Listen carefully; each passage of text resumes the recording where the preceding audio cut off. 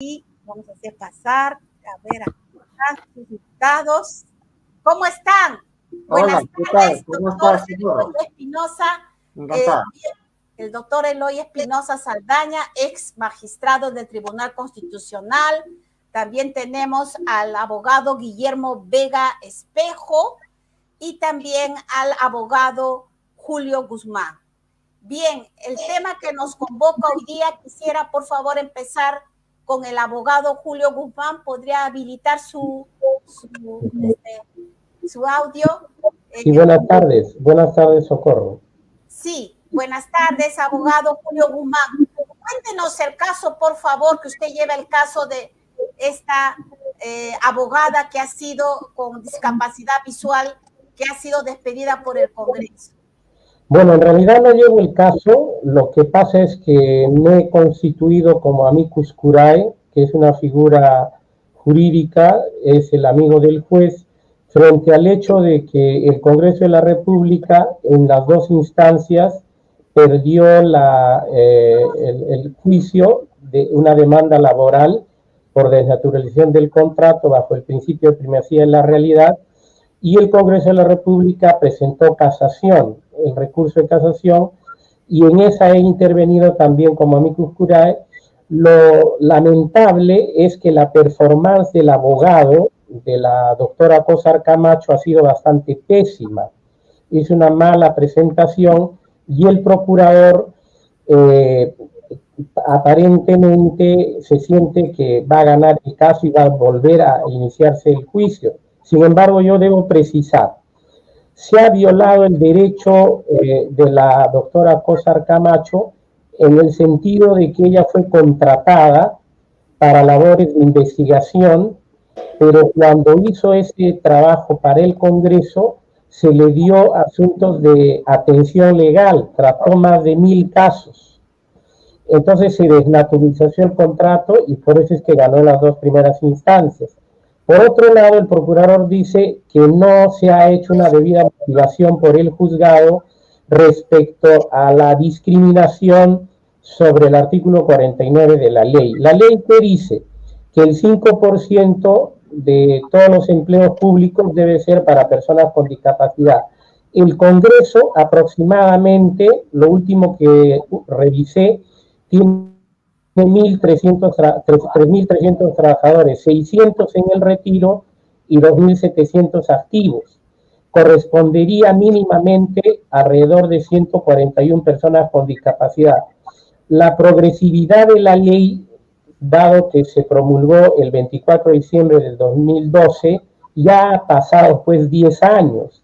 De manera que el Congreso, ¿qué ha hecho? El Palacio de Gobierno, los 19 ministerios, incluidos el rector de materia de discapacidad, Ministerio de la Mujer, gobiernos regionales y locales, que no cumplen con asumir su responsabilidad de contratación.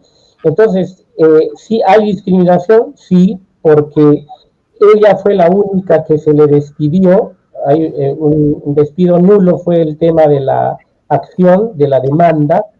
Y lo que debemos aquí señalar y destacar que hay dos tratados internacionales, la Convención Interamericana para la Eliminación de todas las formas de discriminación contra la persona con discapacidad de la OEA, que el Perú la aprobó con la resolución legislativa 27484 y lo ratificó con el decreto supremo 052 de Relaciones Exteriores, en su artículo 3, y también está el artículo 5 de la Convención sobre los Derechos de la Persona con Discapacidad, que el Perú aprueba con el decreto legislativo 29127 y ratifica con el decreto supremo 073 de Relaciones Exteriores.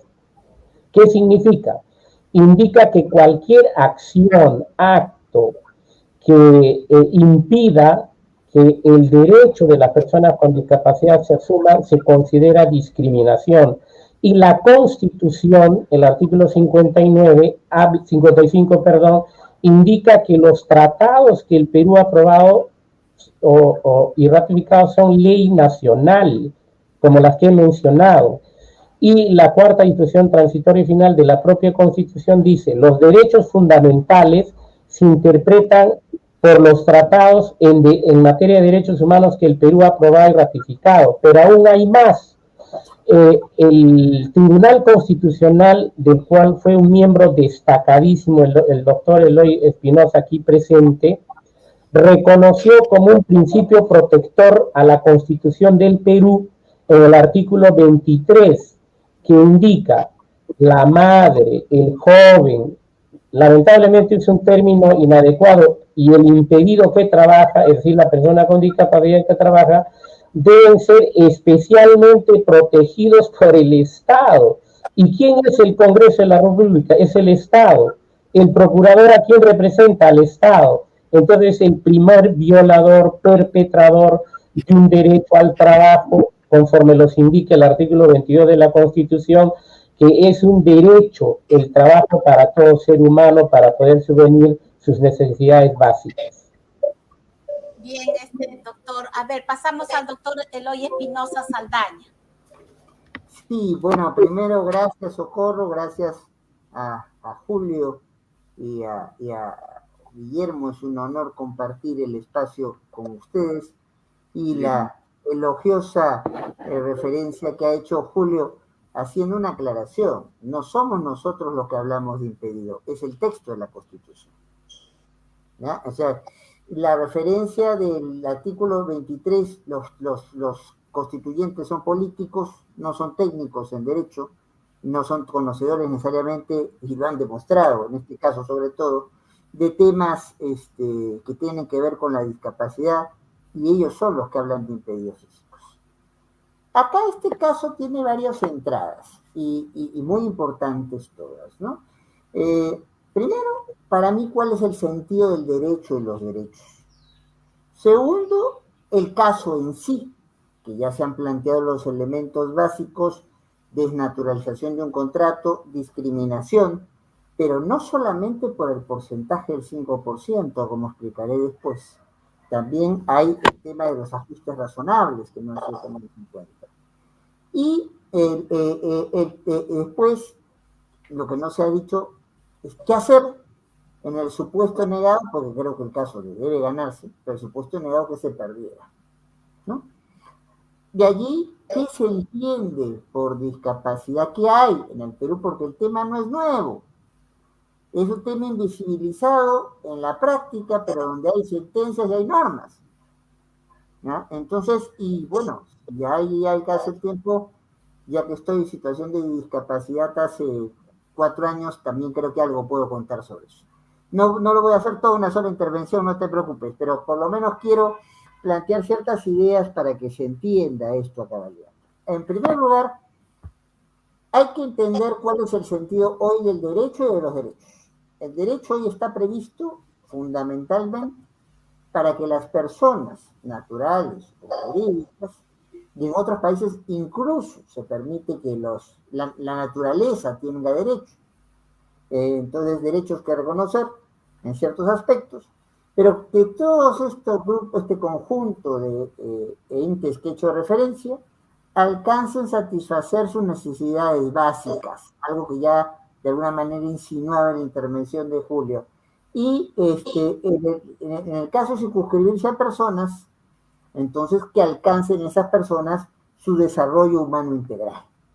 Entonces, ¿en quién se pone énfasis en el derecho contemporáneo? Precisamente los sectores más vulnerables.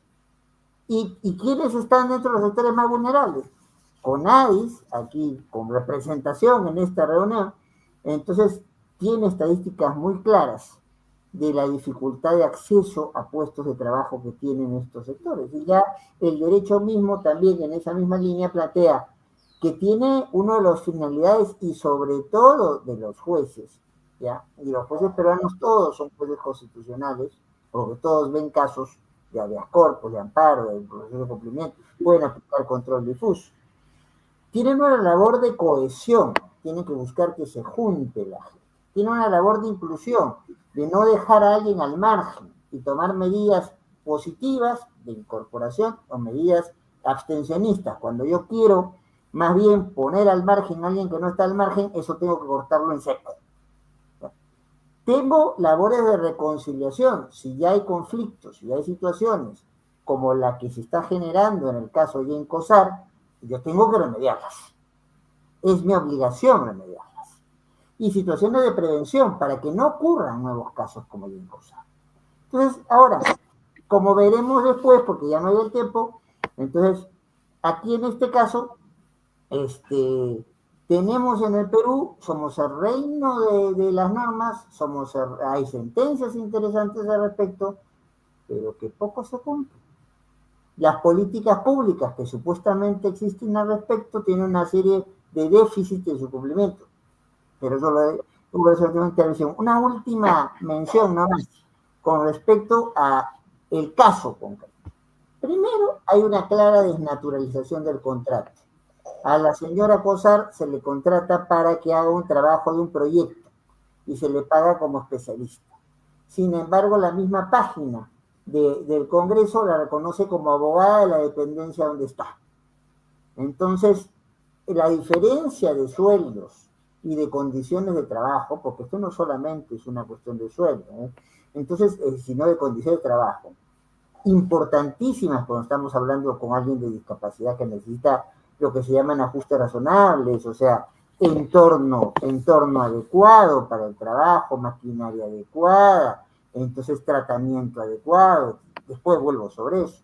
Entonces, no, aquí no se dan, y no se dan no solamente en las situaciones de esta discriminación de contrato con los discapacitados, es un problema nacional. Ya. El TC tiene muy lindas sentencias sobre esto, acaba de mencionar una, yo podría mencionar también algunas más, que después me voy a comenzar a conversar sobre ellas, pero el problema es que hasta el mismo TC tiene gente contratada para hacer el mismo trabajo, que a algunos se le paga bajo el régimen de la 276, a otros se les paga por 728, a otros se les paga como CAS, y a otros están en el régimen servil. ¿Qué quiero decir esto para los que no conocen la normativa peruana? Algunos tienen un régimen firme que no lo saca casi nadie, pero se les paga muy poco.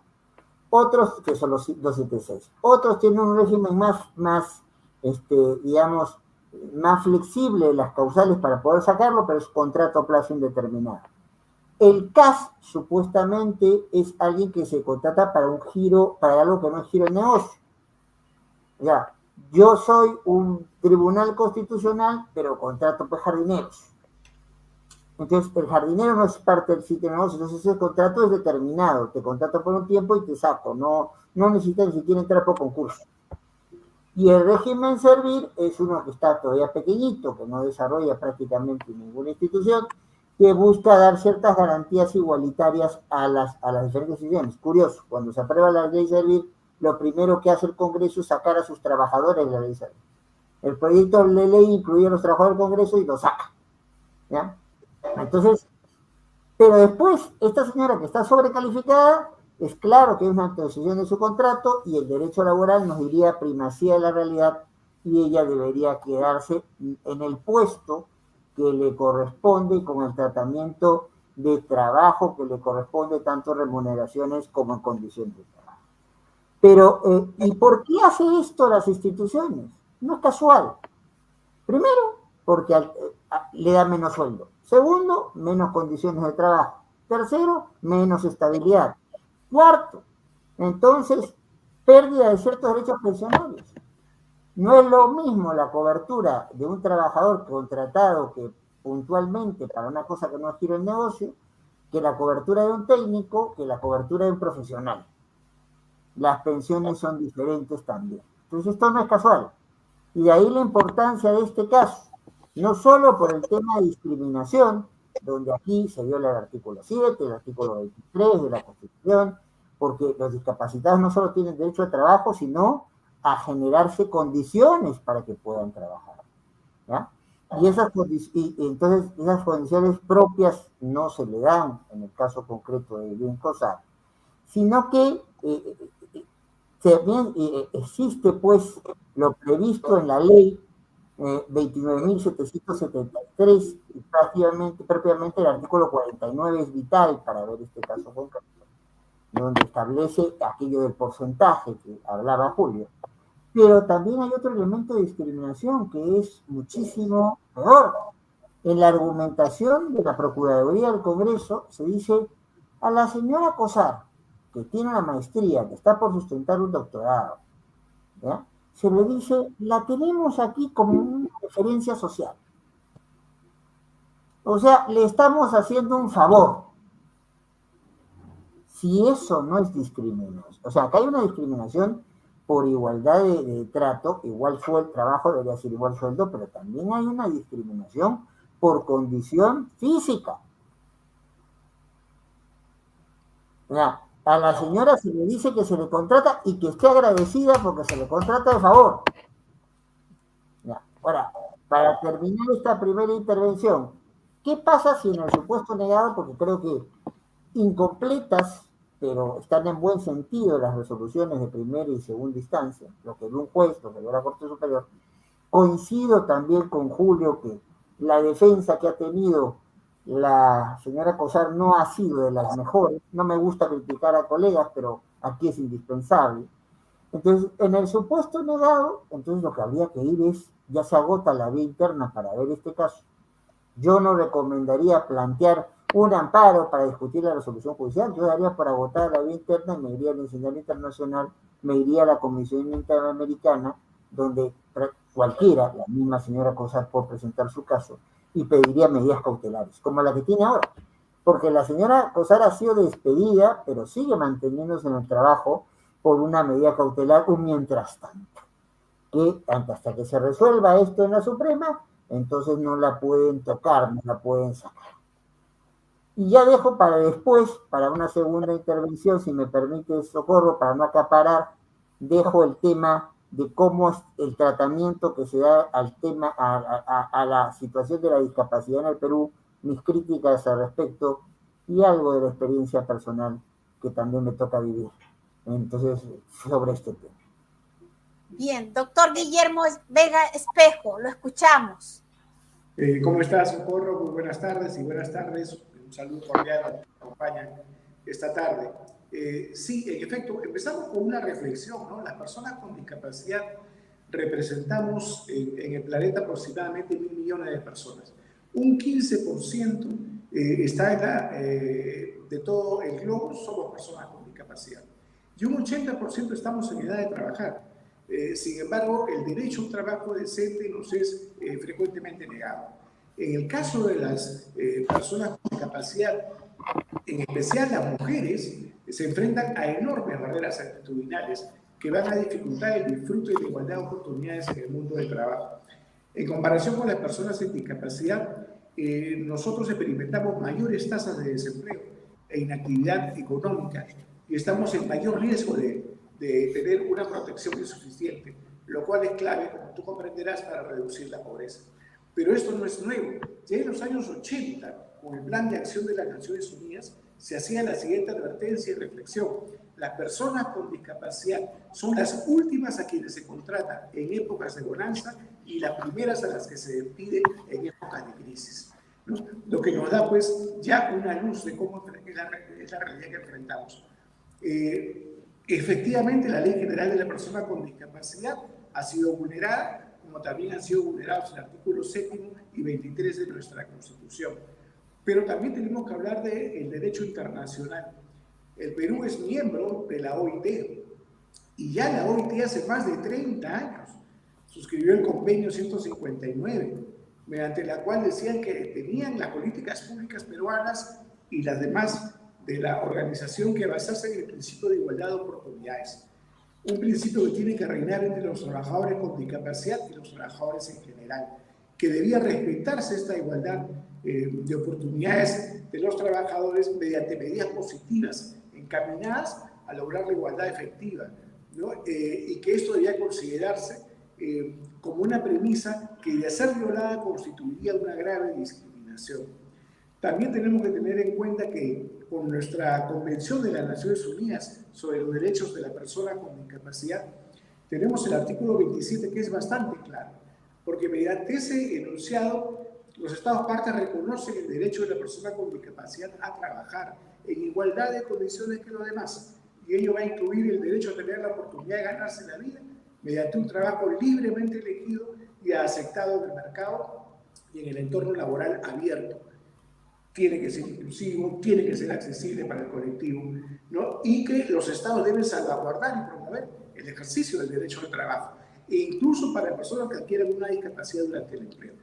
Entonces, si los llamamos a acatar y a hacer cumplir y a hacer respetar las normas la infringen, entonces ¿de qué estamos hablando? El Congreso debe dar el ejemplo de cumplir los preceptos constitucionales y las normas que son ley general de la República. Y acá se está vulnerando un derecho sumamente legítimo y bien ganado de Jane Cosa. Soy testigo en lo personal de las profundas y grandes capacidades profesionales y personales que tiene Jane, de tal manera que pues, resulta una ironía que realmente a una persona como ella especialmente se le esté pues, recortando sus derechos. El hecho de que gane como una técnica y no como una profesional, cuando hay el principio del derecho laboral de igual función, igual remuneración, el hecho de que tenga un sueldo totalmente reducido y que se le haya cambiado la naturaleza del contrato de trabajo, ya de por sí son maltratos que han mermado pues lo que debería ser un trabajo en dignidad, ¿no? Y en ese sentido, nosotros consideramos que la Corte Suprema debe actuar con total justicia y que esta justicia debe amparar a Jane Cosa a que justamente pueda incluirse en el mercado laboral con las condiciones, las atribuciones y los privilegios que la ley demanda. Bien, doctor Julio Guzmán, con respecto a esta abogada, exactamente como lo dice el abogado Guillermo Vega Espejo, es una persona con buenos diplomas y es bastante indignante que se le despida y sin embargo el Congreso sí tiene para contratar a sus amantes, a sus amigos, a sus familiares. Socorro, yo quisiera poner a discusión y ratificar lo que ha expresado el doctor Espinosa.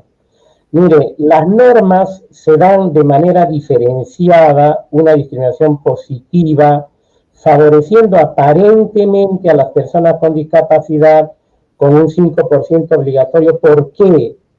Porque ¿qué nos dice el discurrir de la gestión pública, incluso del ámbito privado? Que contratar a una persona con discapacidad, colocarla a trabajar, es muy difícil acá en el Perú como en muchas partes del mundo. Hoy aproximadamente hay 1.200 millones de seres humanos con discapacidad. En el Perú, INEI nos dice que somos el 10.3%. Hasta junio del año pasado, que es la última proyección de población en el Perú, éramos 33.726.000 personas. De estas, 3.473.778 tendríamos discapacidad. ¿Qué sucede? A través del único gran estudio que hubo de una encuesta nacional en 2012 que me tocó liderar junto con INEI cuando presidente CONADIS, ahí recogimos la información que el 76.8% de la población con discapacidad no es PEA. Nunca fue a estudiar la primaria, la secundaria, un estudio técnico, un oficio, un arte, la universidad. Solo el 21.7% es PEA. Entonces requerimos este tipo de leyes que aparentemente son diferenciadas, protectoras, porque justamente la sociedad y el Estado no asumen su responsabilidad. Y te voy a dar ejemplos. Además del artículo 23 que he mencionado, que el Tribunal Constitucional ha reconocido como un principio protector para la madre, el joven y la persona con discapacidad que trabaja, el Acuerdo Nacional y Decreto Supremo 105 del año 2002, en su cuarta política de las 35 que existen, indica que debe haber una política en materia de discapacidad, de empleabilidad, que no cumple el Estado peruano. Se ha mencionado al convenio 168 de la OIT que el Perú ratificó y aprobó con el decreto lectivo 24509 el 22 de junio en Ginebra del 1983. habla en su artículo 2, 3, 4, que permanentemente las legislaciones de los países deben vigilar las políticas en materia de empleo y discapacidad. Y el artículo 7, para el caso J. Cosar Camacho, indica que se debe conservar el trabajo de la persona con discapacidad. Pero te digo más, acaba de aprobarse hace 2 años, el 28 de julio del 2022, el Decreto Supremo 095 del Plan Estratégico de Desarrollo Nacional del Consejo de Ministros. ¿Qué dice este plan en su folio 21? Que el Perú ha avanzado de manera trascendente en la no discriminación de personas con discapacidad y que hoy existen derechos. ¿Cuáles derechos si lo viola el propio Estado? Y hay mucho más en los más de 400 folios de este Plan Estratégico de Desarrollo Nacional hacia el 2050 que están obligados a asumir todos los organismos del Estado. Existe la política nacional multisectorial para el desarrollo hacia el 2030 de las personas con discapacidad, el decreto 007-2021 del MIN. Su segundo objetivo estratégico habla de garantizar el empleo de las personas con discapacidad en edad de trabajar. El Perú es parte de haberse aprobado los objetivos de desarrollo sostenible de los 17, el 8º objetivo de manera contundente que se aprobó el 25 de septiembre del 2015, dice que los estados asumen su responsabilidad en materia de empleabilidad de la persona con discapacidad. Y como ya mencioné, la Convención sobre los Derechos de la Persona con Discapacidad de Naciones Unidas, en efecto, en su artículo 27, habla de esta condición. Y te voy a decir algo más, Socorro, gravísimo. El artículo 29 de la Convención de Naciones Unidas, concordante, porque nosotros hicimos la ley 29973 con Javier Díaz-Canseco por iniciativa legislativa. Recogimos firmas con un proyecto ante la OMP. ¿Qué dice el artículo 12 de nuestra ley? Que la persona con discapacidad deben ocupar cargos de dirección y también de función en la vida política y pública. ¿Qué ministro, qué viceministro, qué gerente regional, qué gerente municipal, qué pliego presupuestal importante el Perú lo dirige una persona con discapacidad? Nadie. ¿Por qué? Porque tenemos a 13.615 funcionarios electos, una presidenta y sus 2 vicepresidentes, bueno, no existen, 130 congresistas, 26 gobernadores regionales, porque el alcalde de Lima también funge como gobernador regional, tenemos 1.900 municipalidades, es decir, alcaldes, tenemos más de 12.000 regidores y 450 consejeros regionales que deciden por todos los peruanos sobre el dinero, sobre la gestión pública, sobre las políticas que se apliquen, sobre la implementación de leyes, hacen caso omiso. Pero lo peor de todo, que esta gente que ha sido electa como funcionario, también de su entorno, tiene la capacidad de elegir hasta el 20% de funcionarios de libre disposición, que realmente son los perpetradores, los violadores de los derechos de la persona con discapacidad. Estos sujetos que entran porque son cercanos al alcalde, al gobernador, al ministro, al congresista, etcétera, son los que indolentes, indiferentes, viven de espaldas a la realidad de la persona con discapacidad, que normalmente están sumidos en la pobreza extrema, de manera tal que desde el campo normativo somos del primer mundo, gracias a extraordinarias normas que no se cumplen ni se implementan. Ahora, para finalizar, paso a comentarte lo siguiente. Hoy el Perú cuenta con un presupuesto de 251.723 millones de soles. Es el mayor presupuesto de la historia de la República del Perú. 251.723 millones de soles. De estos, los 19 ministerios, ¿cuánto manejan? 153.359 millones. ¿Y por qué te hablo esto? Porque de aquí hay programas presupuestales en materia de discapacidad y los gobiernos regionales, en este momento, 26 gobiernos regionales, cuentan con 55.359 millones de soles. el 1% de acuerdo a la propia ley de presupuesto público de este año, la ley 31.953, en su 39ª disposición complementaria final, dice el 1% debe ser para la discapacidad, para oficinas regionales, municipales. No ejecutan nada. Debería significar en este momento 550 millones de soles. Y los 1.900 municipalidades cuentan con 42.530 millones de soles, es decir, 420 millones para la discapacidad.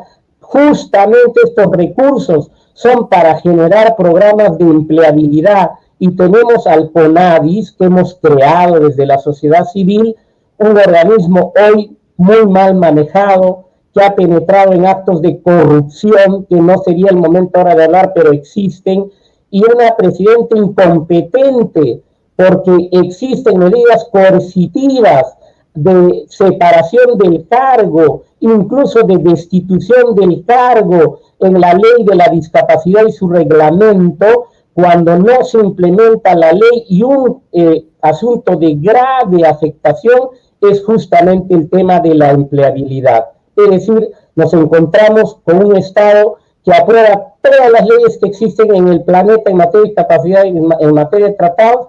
Tenemos extraordinarias normas, más de 4.000 folios, pero el gran tema es que tenemos los peores funcionarios electos y los más desdeñables funcionarios de libre disposición, que normalmente pues transitan en la corrupción, lejos del sentido del cumplimiento de las leyes, de las normas, de la Constitución, conforme lo dice el artículo 51 de la Constitución, la primacía de la norma. Para eso se han dado, para que se cumplan.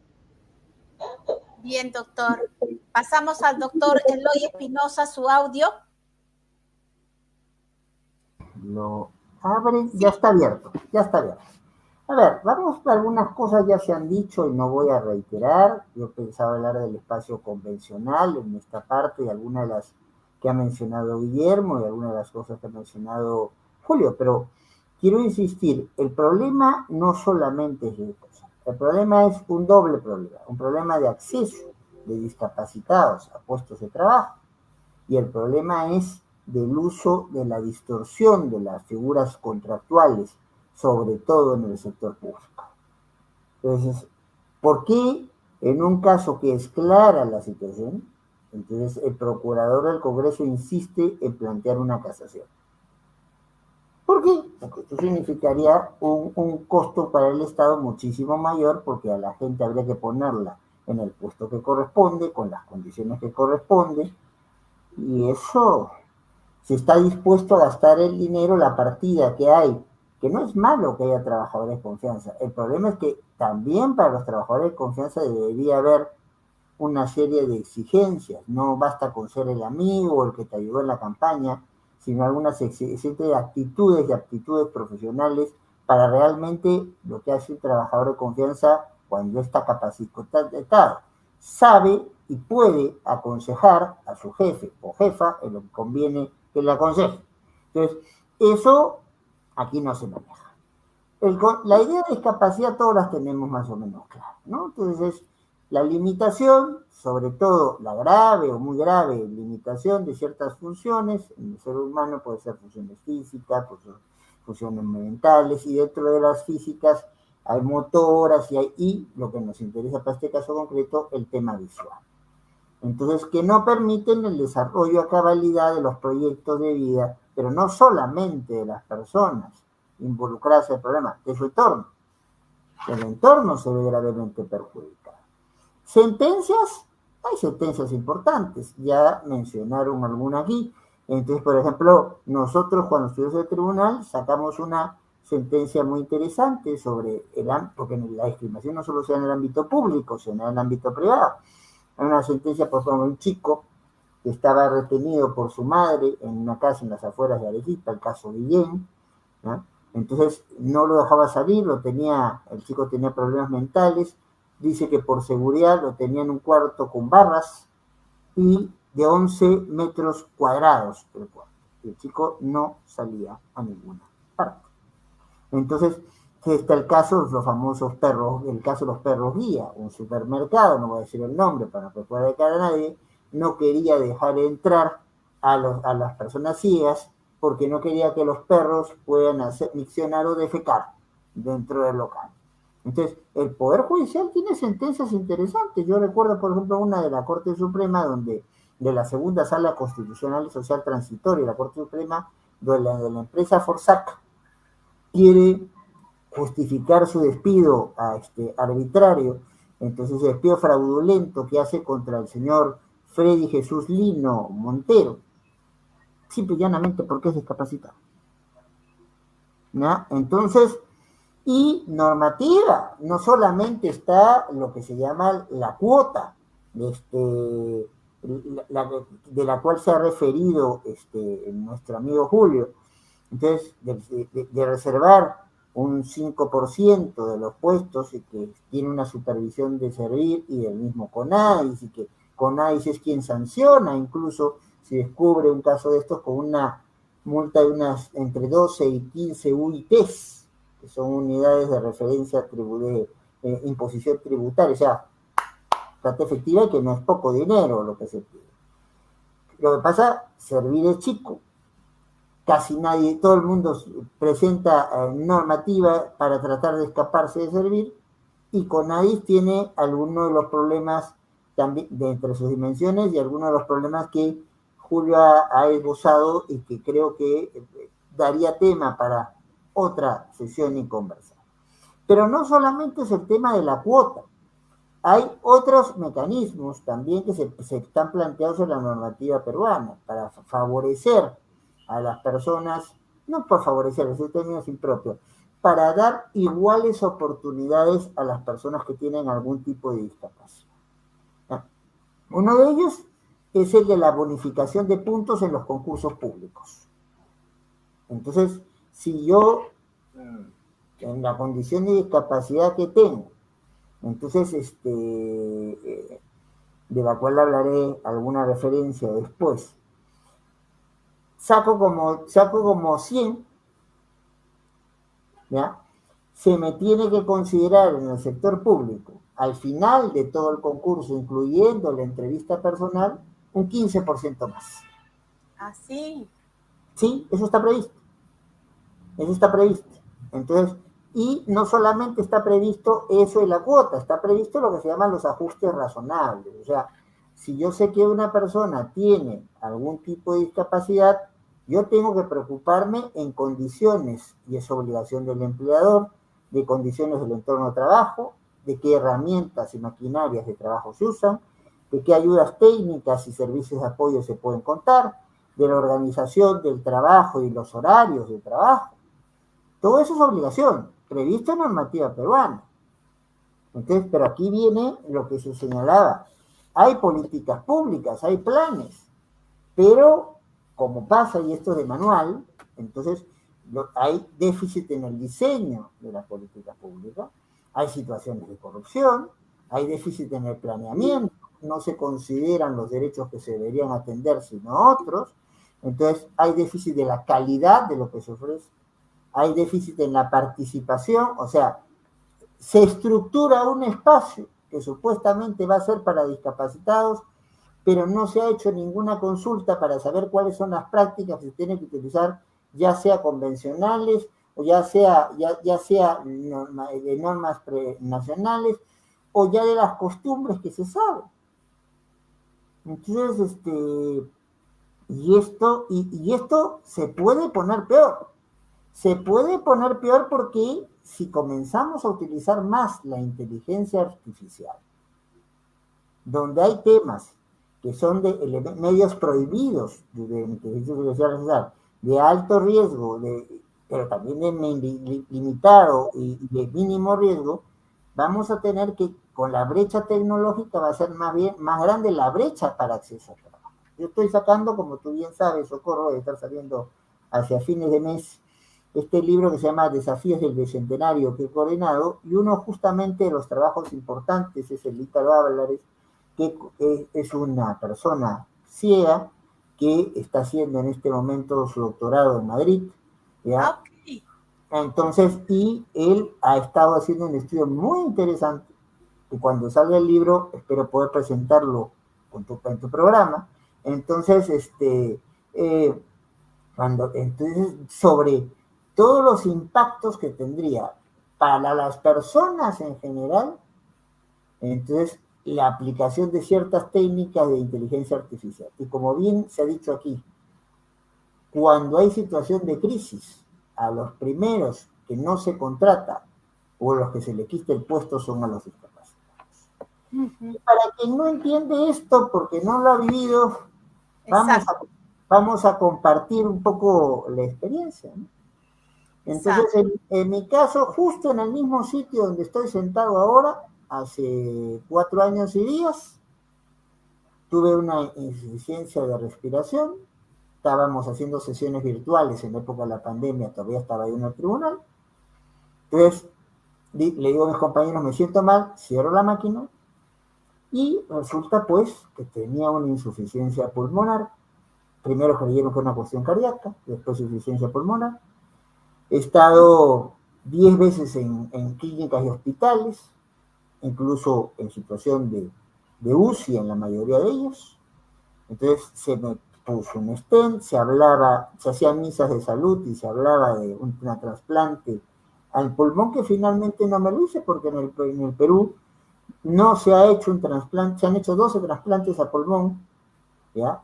Ya la persona que se hizo el primer trasplante hace 10 años estaba yendo a hacer la cola conmigo para que la traten de nuevo porque ya el cuerpo le rechazaba los pulmones que han puesto. Es una operación de 24 horas con el corazón abierto y los pulmones solamente pueden ser obtenidos una hora antes. No puede guardarse como otros órganos del cuerpo.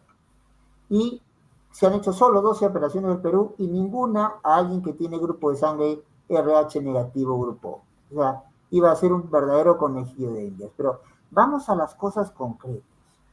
¿Cómo se siente un discapacitado?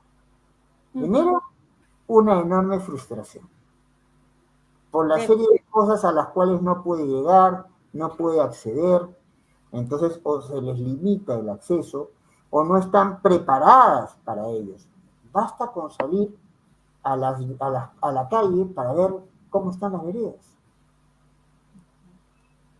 Entonces, un ciego, por más que lleve su bastoncito, se puede encontrar con una vereda rota que se va para abajo. Alguien en silla de ruedas como yo se atora en la vereda, ¿ya? Entonces, no hay semáforos para ciegos, como si hay en otros países. Entonces, el ciego tiene que hacerlo cruzar a alguien, o si no, no cruza. En estos países lo que hay es un ruidito especial cuando se va a hacer. Entonces, esto lleva a cuadros de depresión muy fuertes. Y sin duda hay una situación de dependencia, y sin duda hay una falta de facilidades, y hasta en los espacios más inimaginables. Yo, bueno, el próximo fin de semana se celebra en el Perú el Día de la Madre. La reunión va a tener que ser en mi casa. ¿Por qué? Porque entonces mi madre todavía mantiene su propia casa, pero tiene gradas para poder entrar. Mi hermana mayor tiene un departamento muy bonito, pero que también, siendo un primer piso, tiene gradas para poder pasar.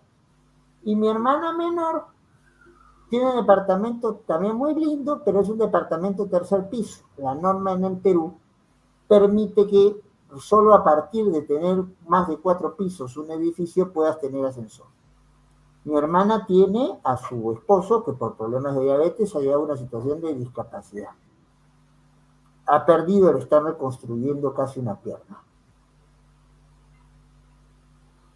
Entonces, yo mismo, después de lucha de 4 años con altas y bajas, he vuelto recién el año pasado a comenzar a dictar clases. Primer problema.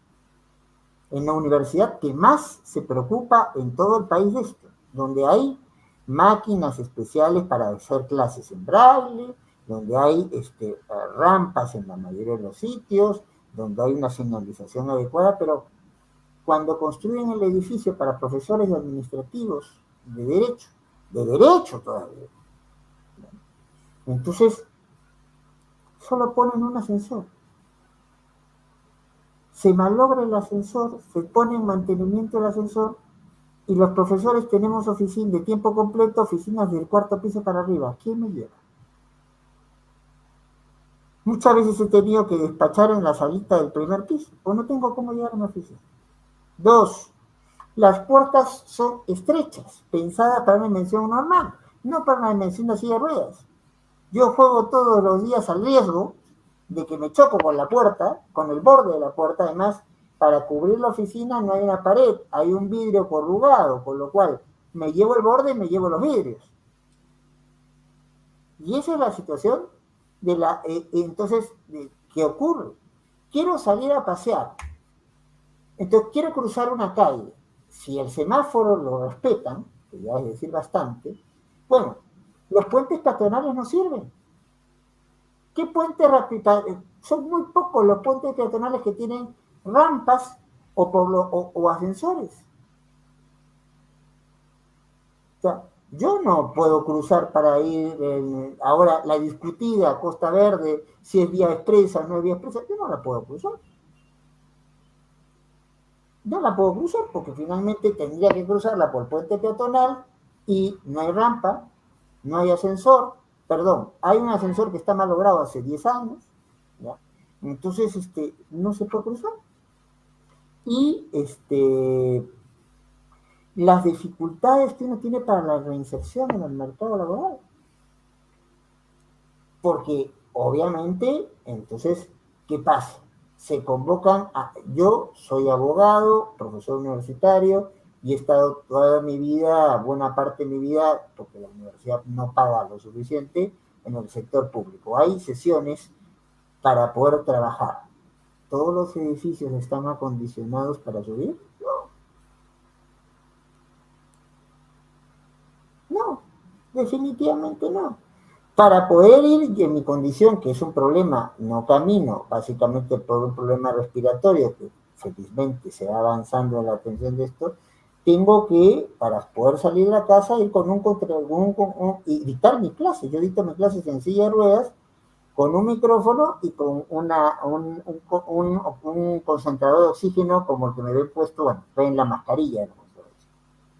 Un concentrador de oxígeno portátil que dura máximo 3 horas. Y las oficinas no tienen enchufes en todos los lados. ¿Dónde conectas después de una reunión que puede durar?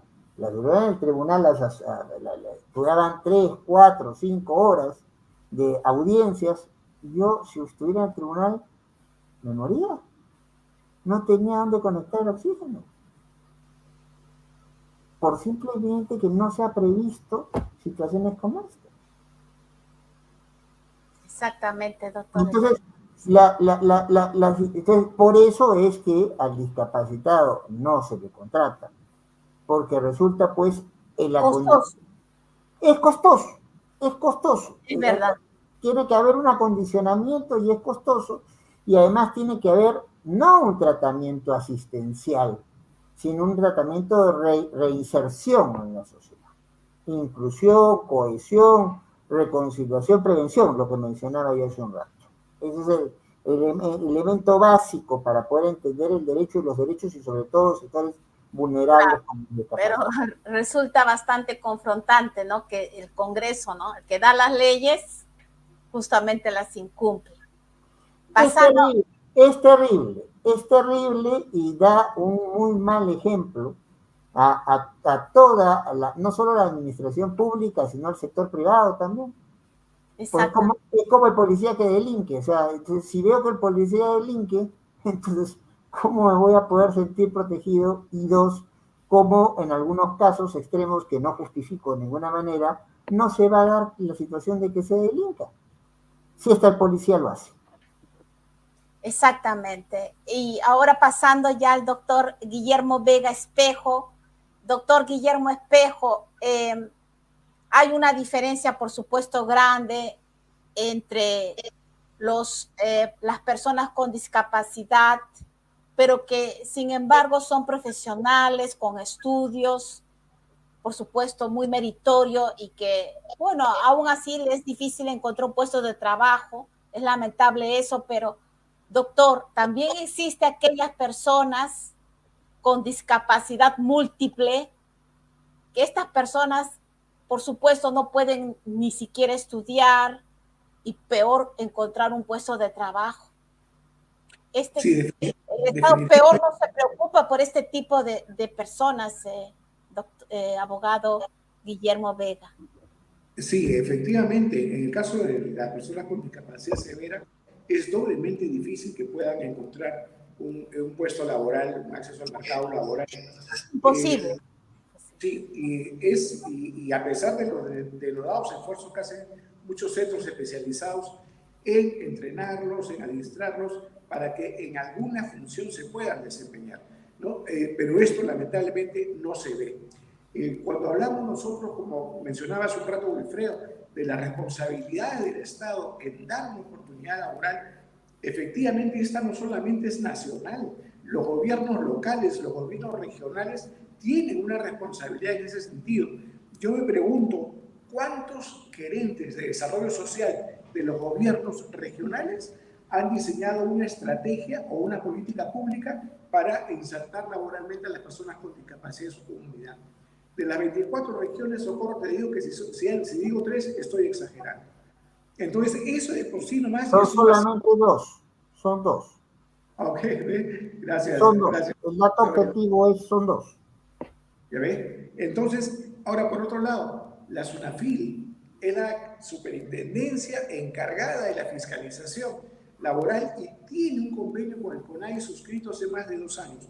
¿Cuáles son los resultados? No se conocen, pero a la vez habría que ver si la misma SUNAFIL está cumpliendo con la cuota, porque entonces, como decía Aya de la Torre, ¿quién moraliza a los moralizadores?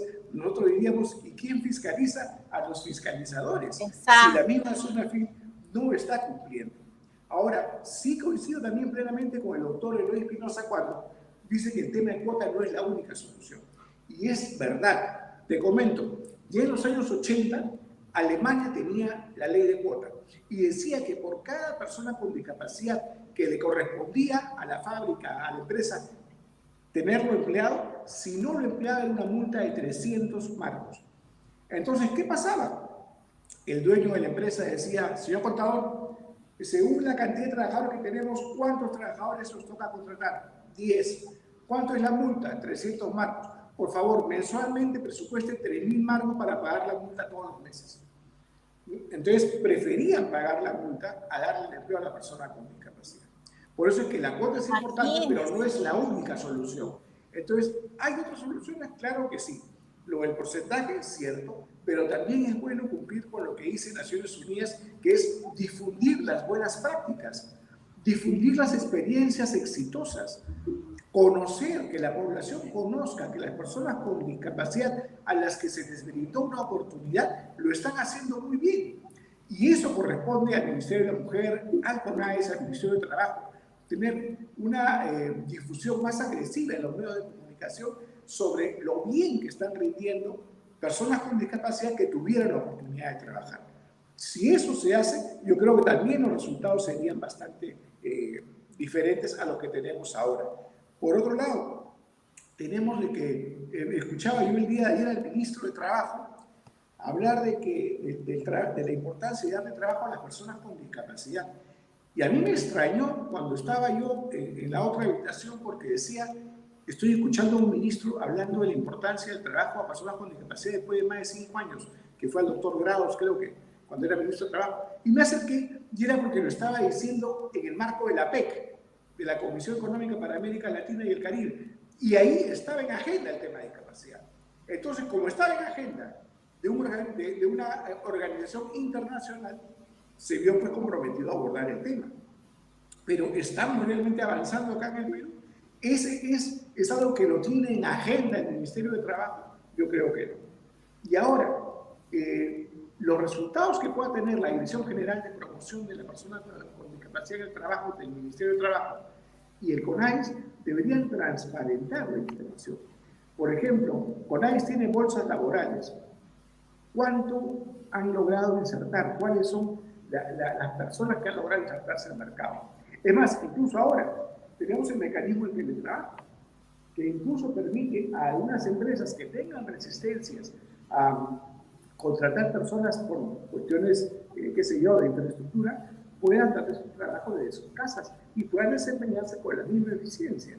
Porque las 10 cartas que puedo hacer yo, los 10 oficios en el escritorio del ministerio o de tal empresa, las puedo hacer en mi casa y mandarlas ahora por las redes sociales, porque así se está facilitando con las nuevas tecnologías. Entonces, tendríamos que ver que justamente la persona con discapacidad, con esa ayuda tecnológica, tendría todavía un valor agregado para poder presentarse a un puesto de trabajo y rendirlo con total eficiencia. Entonces, eso es lo que se debe entender, creo yo, de que la persona, de que la ciudadanía se fije en lo que sí podemos hacer y no en lo que no podemos hacer. Que se fije en nuestros talentos y no en nuestros impedimentos. Que se fije en nuestras cualidades y no en nuestras limitaciones. Si trabajamos en ese chip, creo que los cambios serían realmente sorprendentes. Pero esto es un trabajo en conjunto, a conciencia y con voluntad política.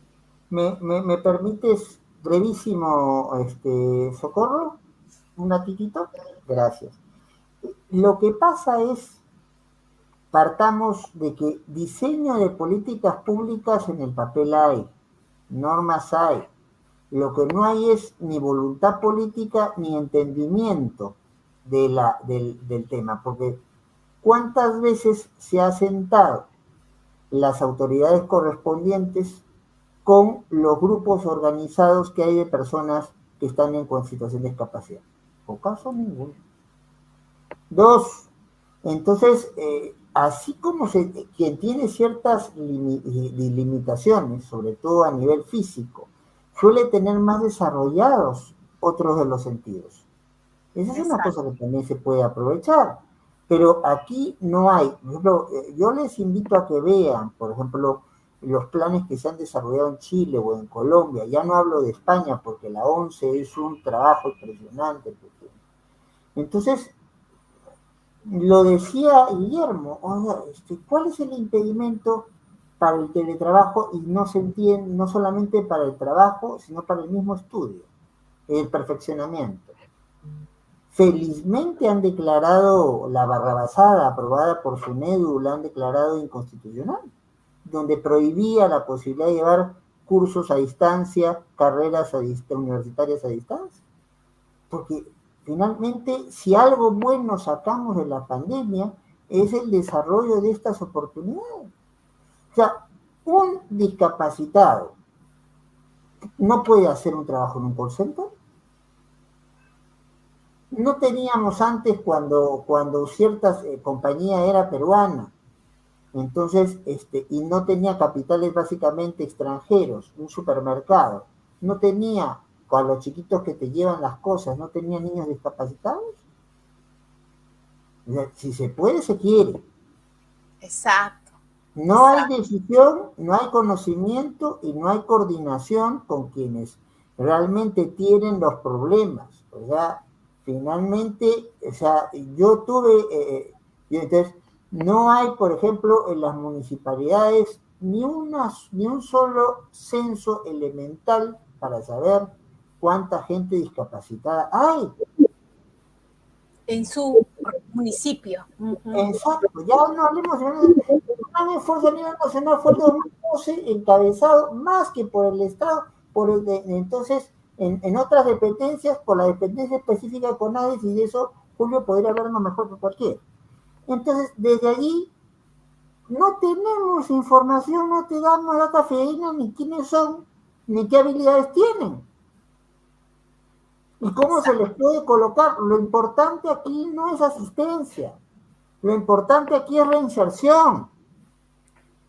Porque si no, el drama continúa con la persona que vive con depresión, vive con frustración, vive en condiciones de dependencia, el entorno familiar tiene que cambiar completamente porque van a buscar atender económica y hasta en las condiciones más básicas al pariente que esté en el problema.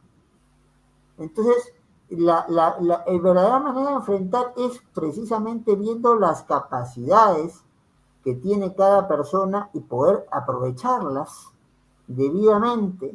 Entonces, y no marginarlos del mercado de trabajo, sobre todo cuando ahora no tiene por qué acondicionarse una oficina para que trabajen discapacitados o ciertos tipos de discapacitados. Sí, aquí tengo una pregunta ahora que lo dice el doctor Eloy Espinosa, que se me viene a la mente, abogado Guillermo Vega. ¿Existe una página web o una plataforma donde, por ejemplo, esté algo así como cada persona con su discapacidad y también con todos sus diplomas y todas sus habilidades, para que, como una base de datos para que así sea buscada? ¿Existe eso? No, no existe. Sí se abrió que las personas con discapacidad puedan postular o inscribirse en la bolsa laboral del CONADIS. Pero no se ha difundido mucho ni se han dado los alcances correspondientes de cómo podría sería realizar. Bueno, ¿no, doctor? Sería... ¿Me permites aclarar el tema? Sí, algo quiero decir Julio, pero después también sobre el tema quisiera yo plantear. A mí me parece... Al respecto hay que aclarar lo siguiente. A mí me tocó dirigir el CONADIS desde el 2011. Existe la bolsa de trabajo en el Ministerio de Trabajo para personas con discapacidad. Existe. En mi gestión creamos el programa Soy Capaz y se colocó 2015 personas a trabajar en 2 años. El problema es que el irresponsable del ministro Daniel Maurate, en su primera gestión de ministro, dio una norma complementaria a la Ley General de la Discapacidad que dice que el 3%, las empresas privadas deben contratar a personas con discapacidad cuando tienen más de 50 trabajadores, dio una norma, una resolución directoral 141 terrible, en la que prácticamente le dicen al empresario, bueno, si no colocas no pasa nada. Pero por otro lado, te debo comentar que hay personas con discapacidad, de acuerdo a la encuesta que te comenté, 179.500 personas tenían estudios superiores, más de 3.150 eran doctores. Y lo que quiero acotarte es de que sí hay un programa para la discapacidad severa y en condiciones de pobreza que creamos con Javier Díaz-Canseco con la ley y que se ha dado a través de un decreto supremo y que ahora está a cargo del MIRIS, que se llama El Contigo. Este programa en este momento tiene 273.879.000 soles para atender a 150.000 peruanos con una pensión pues muy baja de 300 soles cada 2 meses. Nuestra propuesta con Javier era de alrededor de un sueldo mínimo vital porque son personas que necesitan respirador, que no se van a poder nunca levantar de la cama, son personas con unas discapacidades severas y que en muchos países del mundo se les protege, el Estado les tiene que proteger, existe el programa, lo que no se da son los recursos adecuados. Y debo decirte que en ese contexto, cuando dirigí CONADIS, creamos programas específicos. Por ejemplo, para la salud mental existe el programa de prevención y control que hoy día tiene un presupuesto en la categoría 131 de la ley de presupuesto y que tiene 693.800.000 soles. Tenemos el programa para educación de los niños, niñas, jóvenes, educación inclusiva y técnico-productiva, que en este momento anda en los 299.018.000 soles, 299.000 millones.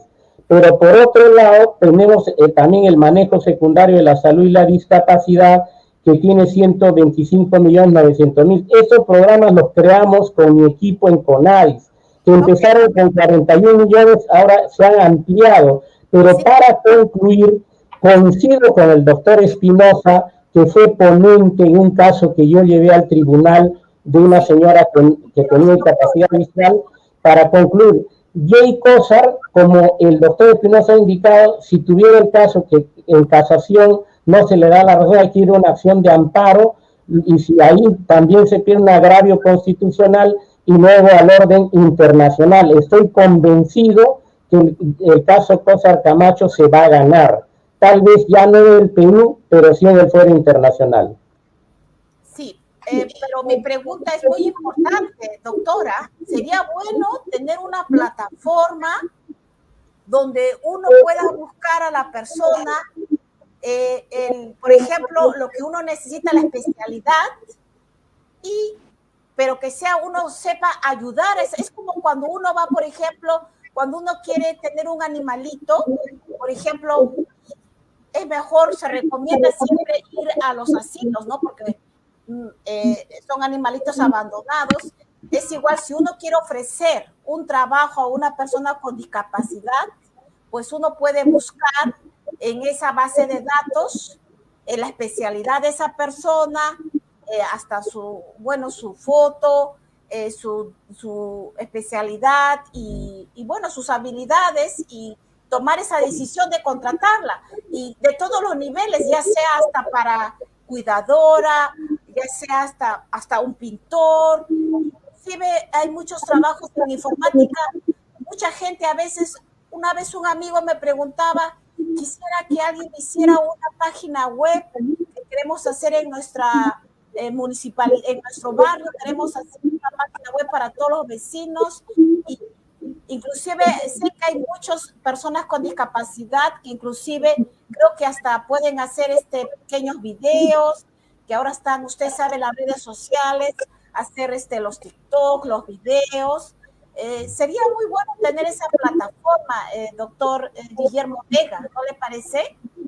Sí, podría construirse una, tal vez en convenio del CONAIE, con el Ministerio de Trabajo, una zona completa que pueda, pues, cubrir justamente esas expectativas, donde las empresas incluso puedan entrar y ver si hay algún personal, algún funcionario futuro o posible empleado que esté adecuadamente capacitado para los perfiles que están requiriendo. Inclusive las mismas personas común y corriente. Por ejemplo, exacto, no para un trabajo, pero por ejemplo para hacer algún, como le digo, hasta páginas web, que porque hay personas que lo saben hacer, videos, qué sé yo, hasta poder venir a filmar una fiesta infantil o que tenga su grupo de payas. Yo no sé, en estos momentos se me ha ocurrido que sería muy bueno y promover, ¿no?, esa página, porque ya quedaría a cuestión de las personas brindar ese servicio. Inclusive para tener a un cocinero, hasta uno que sirva, ¿cómo se llama? El mozo, las mozas, no sé, me parece que sería una buena idea. Pueden desempeñarse en muchos oficios. Mire usted, yo tengo la anécdota de cuando fui presidente de CONAIS, tuve que conocer a la señora Marina Bustamante, la dueña de Renzo Costa. Y ella me decía, yo empecé con 5 personas sordas, luego subí a 15 y ahora tengo 20. Entonces yo la felicité y me dijo, no me felicite, primero le cuento por qué. Como es difícil para una persona con discapacidad acceder a un puesto de trabajo, lo cuidan mucho y son puntuales y son responsables. Exacto. 2, como son sordas, no chismean, entonces se concentran todo el día en el trabajo. 3, han desarrollado una capacidad del tacto increíble que reconoce cuando el cuero tiene fallas aparentemente imperceptibles y ellas se dan cuenta. Entonces, no solamente ellas están ganando, estoy ganando yo porque tengo 20 operarios de primera línea. Cuando dejé de ganar un tiempo, nos encontramos en la Cámara de Comercio de Lima y ya tenía 32 personas empleadas sordas en Renzo Costa. Entonces, estas experiencias exitosas deben difundirse y a la vez esto se podría lograr si hubiesen, como tú dices, alguna página o una plataforma donde el empresario pueda ver si hay personas calificadas para ocupar el puesto que ellos requieren. Claro, algo rápido, algo no tanto así, que tan sofisticado, que hay que, como usted dice que existe, el doctor Julio Guzmán dice que existen allí como que una base de, pero no, algo rápido que uno tipea y encuentra, y no solamente hace para un trabajo, sino para cachuelitos. A veces hasta necesitan, por ejemplo, yo conozco acá un restaurante donde la mayoría son personas con discapacidad, la mayoría son Downs, por supuesto, con el síndrome de Down, pero también otras discapacidades, algo así como autismo, me imagino, y no son mozos, y uno ya la mayoría va y sabe que tiene que tener cierta paciencia con esas personas, pero son mozos y van muy bien, y esa es la cualidad de ese restaurante. Y no sé, en este momento se me ha ocurrido que sería muy bueno hacer una plataforma donde las personas quizás, no sé, pienso que en estos momentos se me ocurrió y ojalá lo podamos concretar realmente. Yo quisiera también, antes de terminar ya con el programa, así rápido preguntarles, yo sé que hay más de 3 millones de personas con discapacidad. Estas personas realmente ya deberían empezarse a formar, ya es hora de empezarse a formar algo así como una gran asociación, pero que ya sea un partido político, porque se necesita que gente como usted, como el doctor Julio Guzmán, como inclusive esa misma abogada que ahora que está en problemas de despido en el Congreso, que es tiene un montón de certificados, de diplomas, estas personas entren al Congreso, no personas que van y los visitan y a la hora de los loros no hacen nada. Tiene que ser gente como usted, son más de 3 millones. Realmente tiene que yo sé que hay muchas agrupaciones, yo sé que de todas maneras hay entre allí divisiones, pero es importante que de alguna manera se una y se haga realmente ya un partido político, y que se hagan elecciones internas, y que realmente, si son 3 millones, ¿cómo no van a poder lograr meter gente para que de una vez realmente se haga leyes a favor de las personas con discapacidad, de las madres cuidadoras? Porque hasta Bolivia parece que está mejor en el tema de las personas con discapacidad.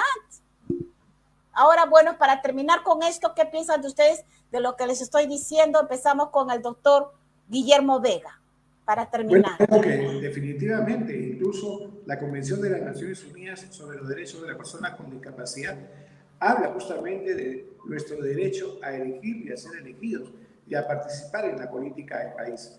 Ya en 1905 los polacos tenían una frase que luego la popularizaron activistas sudafricanos en el tema de discapacidad, que es nada por nosotros sin nosotros.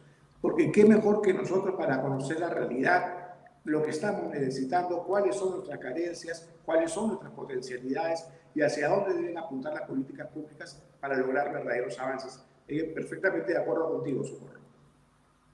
Doctor Eloy Espinosa.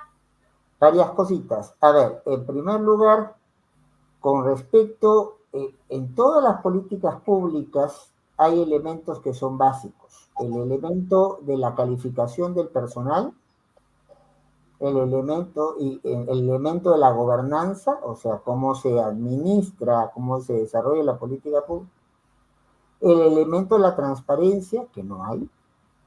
O sea, yo reconozco en Julio Guzmán una persona que hizo una gestión muy meritoria, pero después del 2012 no ha vuelto a hacerse el censo. Los datos que tenemos son proyecciones. No se ha vuelto a hacer un censo. No tenemos data confiable. Otro problema que hay es de acceso a información, y ahí cae al anillo la plataforma que tú planteas. Sí. Entonces, pero que son típicos, son de manual, ¿ya? Entonces, problemas en el diseño de una política pública que en el Perú no se atienden, y eso no es un problema de dinero, es un problema de decisión política y de coordinación con los sectores. No se maneja la gestión pública con una lógica dialógica, no se conversa con los sectores que son los afectados por una situación. No hay entonces, el diseño de las políticas públicas está más en el papel para cumplir, o porque se hace en el contexto, como bien se explicaba aquí, de dar una buena cara en una reunión internacional. Entonces,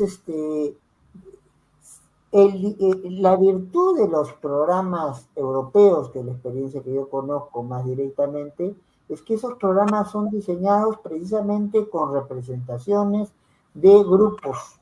Y ahí al paso político, en realidad, hemos tenido congresistas que han sido discapacitados y no precisamente lo han hecho muy bien. el problema no es tanto si llaman un partido político o no, mi querida No, Socorro. porque son gente utilizada. Por ejemplo, este último que está en Fuerza Popular. Ya, pero a lo que vamos es, lo que se necesita es más bien crear una plataforma, más que bueno, que sea una cuestión, así como hay cosas que en este momento en el Perú no se pueden hacer o no se pueden decir y todo el mundo las acepta en ciertos temas, hay que poner una plataforma en la agenda política del país, que uno de los temas que sea discutido siempre en elecciones es qué se va a hacer con los discapacitados. No lo hacen hace décadas. Pero eso es lo que hay que exigir. Eso es lo que hay que exigir. Entonces, nadie lo hace. Como dice el doctor Guillermo Vega, ¿cuál era el refrán, doctor? ¿Cómo era nada, que...? Sin nosotros. Pero para eso mismo, nosotros, ahí la responsabilidad ya no es tanto del Estado, que ha sido demostrado sus falencias, es la responsabilidad de la sociedad civil. Es la responsabilidad del asociacionismo. Entonces, para poder, no necesariamente hacer un partido político, para imponer en la agenda política el tema. Yo pienso que, disculpe, ahí sí no estoy de acuerdo, doctor Eloy Espinosa, pienso que es la única manera, es que son cerca de 3 millones. Lógico que 3 millones es una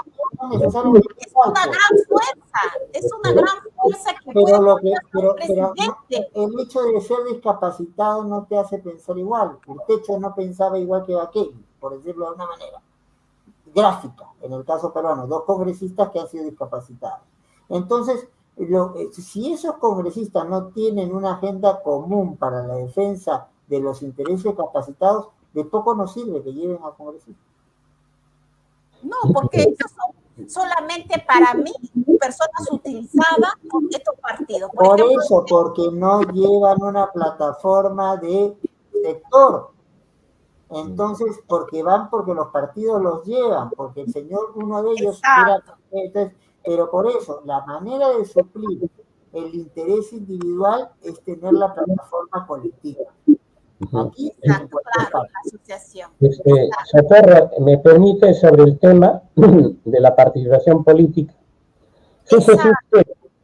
Existe las normas, el Tratado Internacional de la OEA que he mencionado, de la Convención Interamericana para la No Discriminación, en su artículo 3 dice: las personas con discapacidad no deben ser discriminadas en temas de actividades administrativas y políticas.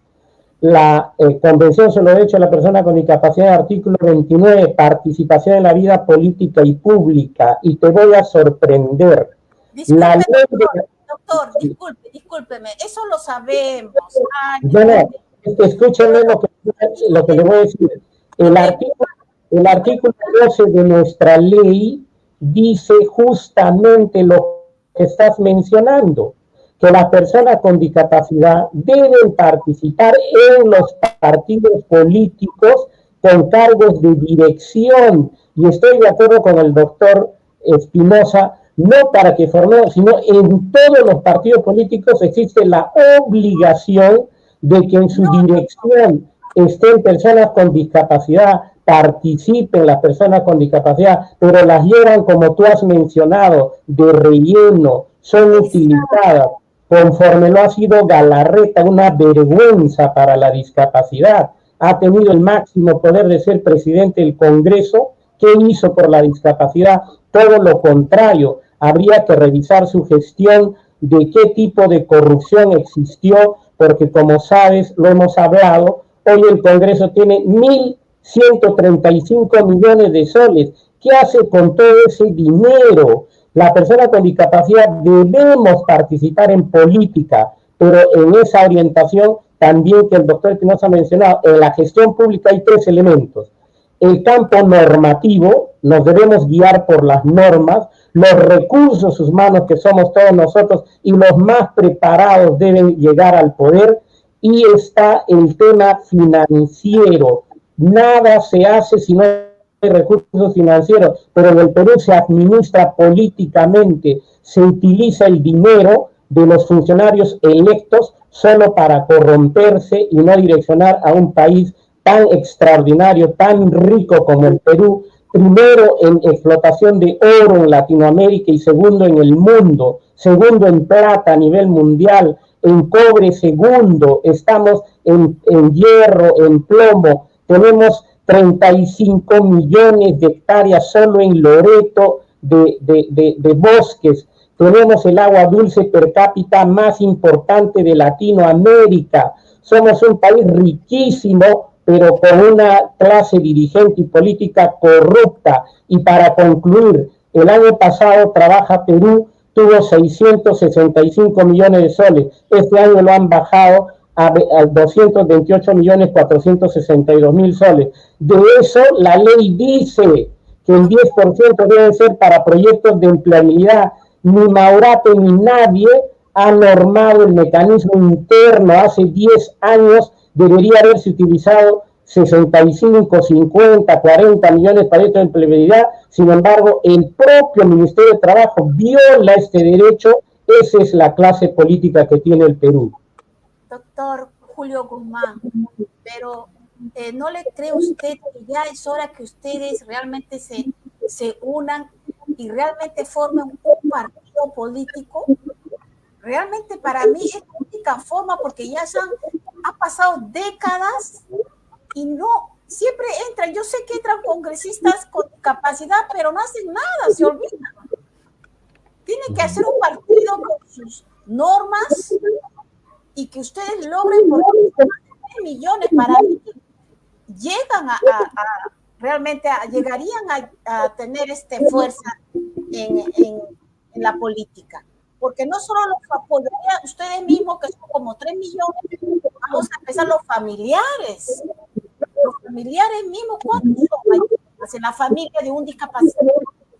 Porque ya es hora que ustedes se unan y ustedes mismos envíen sus mejores cuadros al Congreso, porque yo es lo que veo por décadas, hasta ahora nadie hace nada. Y la única forma, pienso, es que unidos logren hacer, y yo sé que hay asociaciones, a veces están ustedes medio divididos por ahí, pero de todas maneras hay asociaciones que sería bueno coordinarlas, doctor Julio Guzmán, y para mí que usted es la persona más indicada, por lo que yo a usted siempre le veo con esa capacidad, y ahora recién conozco también al doctor Guillermo Vega, no conocía de usted, doctor Guillermo Vega, me parece que ustedes deberían promocionar ese movimiento, que no sé si será pronto o para futuro, pero ¿por qué no? Si existe, Susel tiene su partido, Flor Pablo tiene su partido, Marisol Tello tiene su partido, pues Puca tiene su partido, Esquiabra tiene su partido, hay como 50 partidos que nadie sabe de quiénes son. ¿Cómo ustedes, que son una gran fuerza, no pueden tener un partido? Rápido se llenarían las firmas y todo eso. Piénsalo, disculpen, es un consejito pequeño, pero realmente yo no veo otra solución. Interesante, definitivamente, como decía el doctor Eloy Espinosa, para las grandes transformaciones, más allá de los planes, programas y políticas que se hayan diseñado, la voluntad política es esencial. Con voluntad política se pueden hacer muchos cambios realmente trascendentales, de tal manera que eso debemos inyectar no solamente a los políticos con discapacidad, sino también a aquellos que no la tienen, que no vean la discapacidad desde la vereda de enfrente, que no vean, acá estamos nosotros y ahí al frente, en la vereda del otro lado, están las personas con discapacidad, porque Dios no quiera, en un segundo pasa algo y ya estás en ese otro lado de la vereda. Entonces, cuando legislas y cuando trabajas para las personas con discapacidad, estás trabajando para todos en realidad. Porque incluso si Dios es generoso con uno y llegas a adulto mayor, más vas a agradecer que haya una rampa en lugar de 5 escalones. Más vas a agradecer que haya un bordillo en una acera que un escalón grande que te dificulte levantar las piernas. Entonces, si construyes para personas con discapacidad, estás construyendo para todos. Entonces, y esa es la forma de encarar la visión cuando se trabaja a favor del colectivo. No verlo como algo ajeno a uno, sino verlo como parte del entorno del universo para crear armonía y concordia entre los peruanos. Cada vez más los asuntos relacionados con la discapacidad se consideran una cuestión de derechos humanos. La legislación sobre derechos humanos se centra en el concepto de la dignidad humana y parte fundamental es de que todas las personas tengamos vida plena y digna. Y sobre eso el tema laboral tiene mucho que decir, porque finalizo. Yo veo el derecho al trabajo como un derecho nodriza, porque de este derecho nodriza sale el ejercicio de otros derechos. Es decir, quien tiene trabajo tiene mejor derecho a la salud, tiene mejor derecho a poder transportarse, tiene mejores oportunidades para crear una familia, tiene mejores oportunidades para progresar económicamente. Doctor Guillermo, no lo puede hacer sin trabajo. Pero doctor Guillermo, no todos realmente tienen las cualidades que usted tiene. Hay discapacitados, esas personas con discapacidad múltiple que usted sabe no pueden ni hablar, a veces no pueden, viven dependientes totalmente de sus madres cuidadoras. Y ahí hay un punto muy importante, Socorro, que estás poniendo en el tapete. Cuando la persona ya tiene una discapacidad muy severa, que puede tal vez impedirle desempeñarse laboralmente, entonces, ¿en qué debe trabajar el Estado? En apoyar al familiar cuidador, en apoyar al familiar asistente. Él no puede trabajar porque tiene una discapacidad muy severa, pero su madre sí puede trabajar, y si le doy trabajo a ella, va a tener mayores herramientas para poder mantener a esta persona que tiene discapacidad tan grande.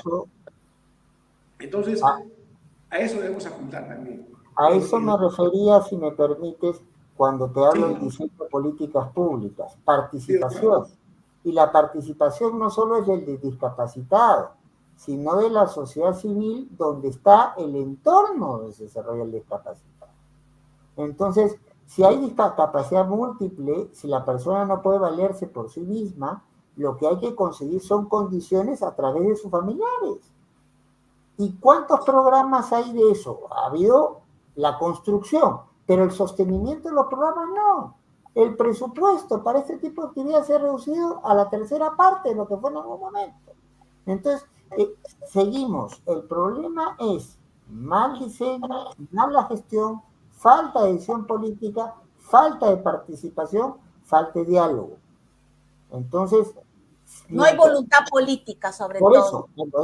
Por eso digo, falta de decisión y falta de diálogo. Porque no se conversa con los sectores, no se tienden puentes a los casos extremos que estamos hablando, con los que hay que tocar. Además, no hay que inventar mucho nada nuevo. Países vecinos lo están haciendo. Veamos el ejemplo chileno, veamos el ejemplo colombiano. Bolivia. Y Bolivia. Y Bolivia está haciendo cosas muy interesantes sobre el tema.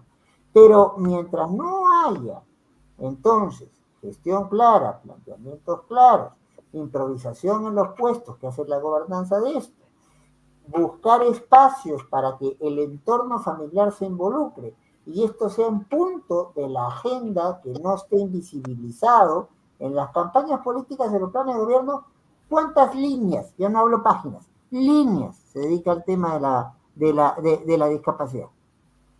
Para finalizar, espero que cualquiera de los tres, o al menos los tres, vayan, postulen para un cargo así político de congresista y puedan representar a esas personas con discapacidad.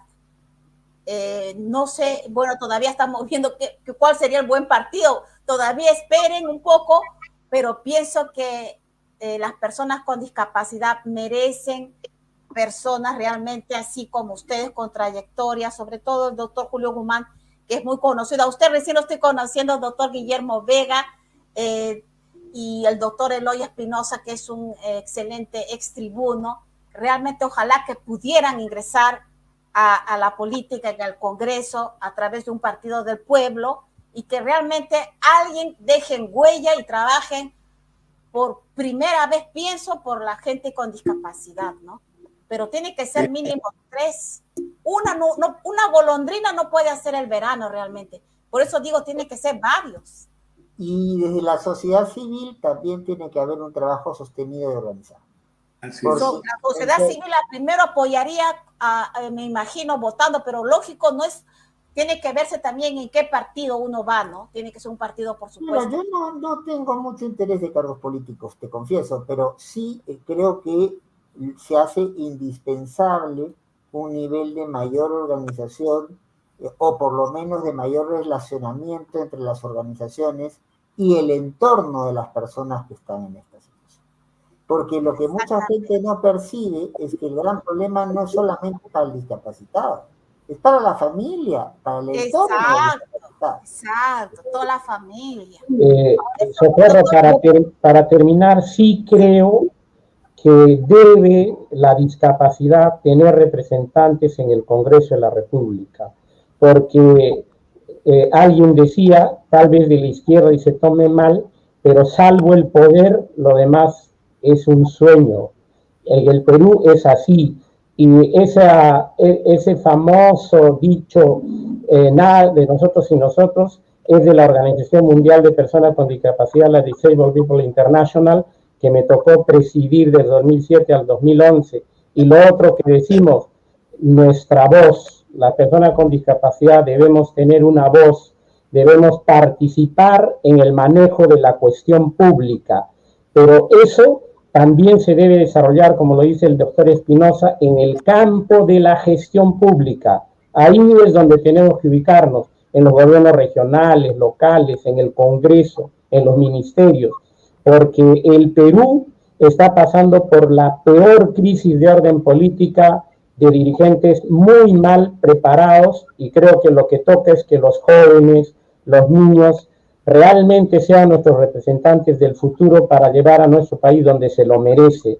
Venimos de una milenaria cultura, no solo incas, Chavín, Mochica, Paracas, Nazca, qué tales culturas lo que nos han legado, y no estamos dando muestra de ser un país capaz de que tengamos un futuro no incierto como el de hoy, sino un futuro que le leguemos mejor porvenir, sobre todo a las personas con discapacidad. He visitado 35 países del mundo, donde he capacitado a personas con discapacidad de los 5 continentes, y creo que nosotros sí estamos en el campo normativo muy avanzados.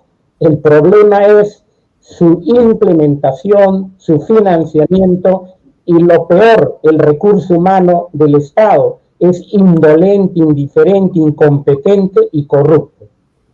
Espero que realmente ustedes, al menos siempre queremos, vamos a tratar de incentivar más el tema de la asociación de los discapacitados, de las personas con discapacidad, disculpen, y realmente para mí sería un sueño que gente como ustedes participen y logren realmente una curul en el Congreso y se comprometan a ayudar a las personas con discapacidad, sobre todo la discapacidad severa, las madres cuidadoras que están muy olvidadas.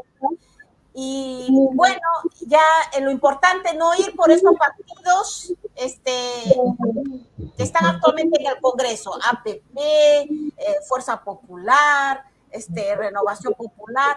Tiene que ser un partido del pueblo, y sobre todo para mí lo mejor sería que las mismas personas con discapacidad, las asociaciones se formen y hagan un partido político, porque como ya lo he dicho, ¿no? Que hasta gente como Puca, Susel, Fro Pablo, todos ellos están formando su partido. ¿Por qué no la gente con discapacidad? Las personas con discapacidad, que hay personas como usted, abogados que tienen las cualidades 1000 veces mejor que todos los congresistas que están allí para poder entrar al Congreso. Y en esto continuará, es un sueño, es un deseo, y como dice aquí el amigo David, el peor intento es aquel que no se hace. Me despido, muchas gracias y hasta otra oportunidad. Un placer estar en tu programa nuevamente. Gracias. Adiós. Gracias, buenas tardes. También por los problemas en la mesa. Muchas gracias.